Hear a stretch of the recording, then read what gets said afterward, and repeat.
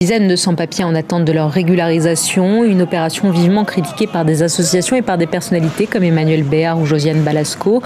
Une opération que soutient Éric Besson. Le ministre de l'Immigration a dévoilé aujourd'hui un nouveau plan qui va encore durcir la loi concernant l'immigration illégale. Regardez. Des clandestins arrêtés puis libérés pour simple vice de procédure. Voilà qui avait sérieusement irrité le ministre de l'Immigration. C'était il y a 2 mois. 123 Kurdes débarqués illégalement sur cette plage en Corse avaient finalement été relâchés par le juge des libertés de la détention. Un désaveu pour le gouvernement qui souhaite retirer un peu de pouvoir à cette juridiction. Le juge des libertés n'interviendra plus en priorité. Plus de 25% des décisions d'éloignement se heurtent ou butent sur des problèmes de procédure, uniquement de procédure. Donc il faut, dans un état de droit, clarifier ces procédures.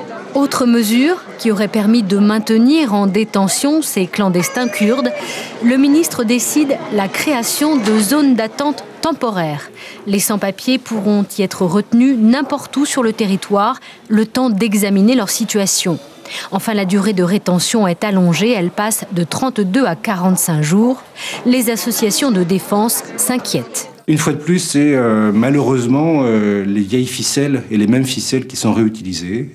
C'est montrer à l'opinion publique et faire croire à l'opinion publique que la question de l'immigration et des étrangers est un problème majeur pour la société, ce qui est faux. Et c'est faire croire que c'est par la sanction, par des mesures répressives, par des mesures liberticides que l'on va régler la question. De nouvelles mesures qui n'auraient sans doute pas permis à ces Afghans issus de la jungle à Calais d'être remis en liberté, du moins pas aussi vite. L'objectif du gouvernement, expulser 30 000 clandestins chaque année.